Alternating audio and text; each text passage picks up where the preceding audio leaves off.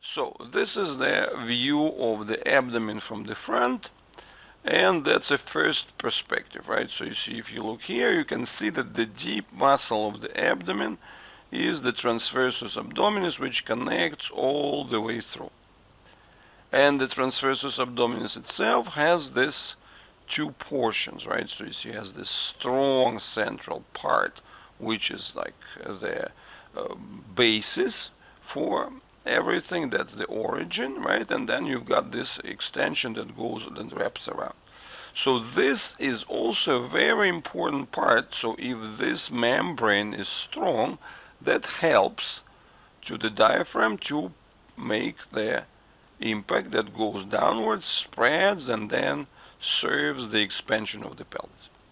Now let's see what's inside. That's the view inside when it's removed. And now you are seeing the diaphragm, you're seeing the sequence, but what should happen? When the diaphragm goes down, right, so you see it goes down from here all the way to here, that low, right, so you see this diaphragm expansion. And the pressure that we want to see goes like that.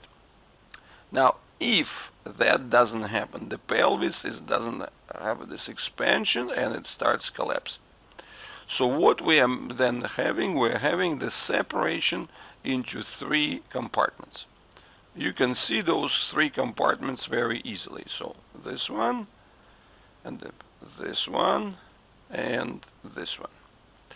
So now we have to draw the stomach here. The stomach is positioned at this level, right? So you see that's the stomach.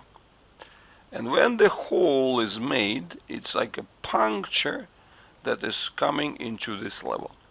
So effectively, and I must tell you, this happens quite often.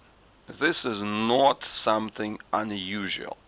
When the kids who had this surgery, they get the puncture on the same side. Right, so that's exactly what you see. So those are the three compartments that we have drawn. And here is the puncture that has been done on the same side. So why is this important? Because as it collapses this level, then we have to look at the picture again. And as we look at the picture again, what do we see here? We see the hip. This is the hip joint. And when the abdominal part collapses, so there is no stimulation there. So in that sense, the leg kind of gets sucked in, and then it collapses really further. So the whole joint collapses, weakens, and you get all sorts of troubles with this, because if you want to see how the hip joint looks, it looks like that. So this is the healthy picture of the healthy pelvis. And if we look here, here, let me find, well, that's the hip joint, and here it is. Oh, let me find it. So that's the picture of the hip, right? And that's what happens when this compartment gets punctured, right? So simply it gets a hole, so the pressure here drops even further. So now there is no stimulus at all that comes here, and then it gets even to the section. So this hip capsule, it was already weak, and now it becomes like really weak, and it doesn't hold at all. So that's where you get this type of X-rays, as we saw here, which is really showing you what? It shows you absolutely tiny pelvis. The pelvis is tiny. And there is really very little space here. You know, look at these bones and so on, so that everything is very small compared even to the leg. So you see, this is the contour of the leg. Right, so you see this is the contour of the soft tissues, and here, at least on the right side, it's closer. See, if I draw around the bone, let me do it again, right? See here, This is the pelvis. Let me do it again. This is the bone of the pelvis, right? So that's the pelvis. And here is the pelvis. And we draw the line of the body, right?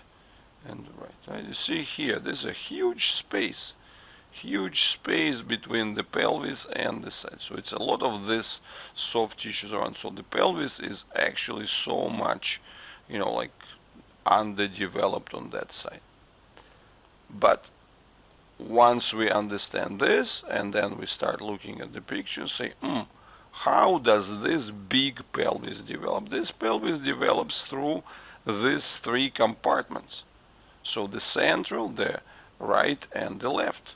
And what is creating this, it's the strength of the respiration that goes all the way down and stimulates all these muscles inside, because you see all this needs continuous stimulation.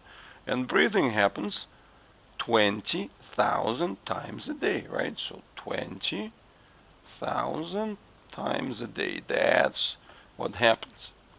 So this is how this development goes. And if Julia didn't have enough of strength there, so now this been punctured, it collapses, and then the leg just folds, and then you see all sorts of troubles coming from this. So again, this is not unusual, but unfortunately, well, if you will try to discuss this thing with any doctors, they are not going to really respond to this, for a simple reason that these are two different professions. So the person who does the surgery for the button is the gastroenterologist. He only looks at the stomach, right, and that's it. And the person who is orthopedic surgeon, so he only looks at the x-ray. For him, he looks at the bones first, right? So you see, just deals with the bones.